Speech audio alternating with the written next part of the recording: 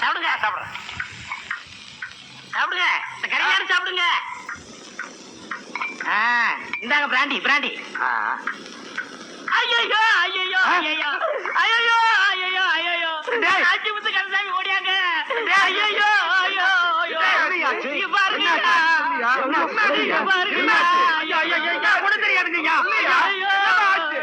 இங்க பாத்தியா யாருன்னு தெரியல ஐயா.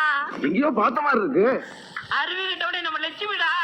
நம்ம சிங்கரமக லட்சுமியா? ஐயோ நான் ஆசையோட வளர்த்தனே அந்த லட்சுமிடா. தினசரி மாங்குயிலே பூங்குலேன்னு பாடுமே அந்த லட்சுமிடா. நான் வெளியில போயிட்டு வரதுக்குள்ள இந்த ஆளு ஆட்ட அடிச்சு குழம்பு வச்சுட்டாங்க.